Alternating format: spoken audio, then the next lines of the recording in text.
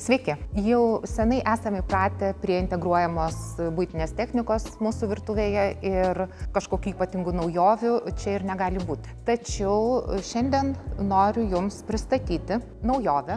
Tai būtent paslėpta indukcinė kaitlentė, montuojama po stalviršiu.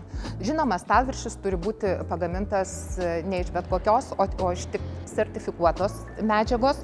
Tokia šiuo atveju yra neolitas, ispanų gamintojo medžiaga, turinti visus reikalingus sertifikatus būtent tokios nematomos kaitlentės montavimui. Labai inovatyvus sprendimas, galėtų būti plačiai pritaikomas, kai turime bendrą svetainės ir virtuvės erdvę.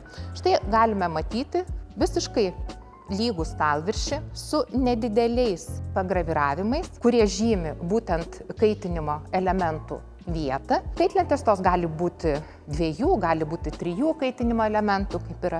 Ir kai mes nesinaudojame kaitlentę, tai visiškai yra estetiškas, gražus, švarus stalviršis. Imam specialius kilimėlius, galime užstatyti puodą ir jungti mūsų kaitlentę. Pasirenkame reikiamą kaitinimo elementą ir galingumą. Šis pultelis sensorinis, jisai yra įtaisytas vidinėje stalviršio ar salos dalyje. Galimas ir kitas montavimo būdas, jeigu nenorite, kad pultelis matytųsi, jį galima įmontuoti ištraukiamą stalčių, kas labai patogu, jeigu turite mažų vaikų, ar tiesiog dėl estetinių kažkokių tai sumetimų norite visiškai lygaus paviršiaus. Beje, kalbėjau apie vaikus, šitas pultelis turi ir užraktą nuo vaikų, taigi pakankamai saugus yra naudoti. Tuo tarpu, kol verda puodas, šalia ant to stalviršio galite daryti, ką norit, galite toliau pjaustyti, galite serviruoti stalą ar puošti štai va tokiam gražiom gėlėm, kaip mūsų pavasariška puokštė puošia mūsų stalą. Šis stalviršis yra neolito dirbtinis granito akmuo.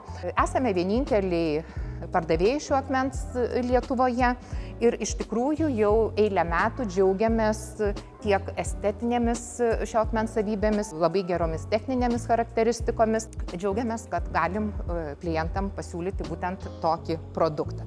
Na ir kol mes čia kalbamės, jau mūsų vanduo pradeda virti, procesas iš tikrųjų greitas. Na ir išjungiam tokiu pačiu būdu, kaip ir įjungiame, tai tiesiog vien paspaudimu galiu nukelti karštą puodą tiesiai ant stalviršio.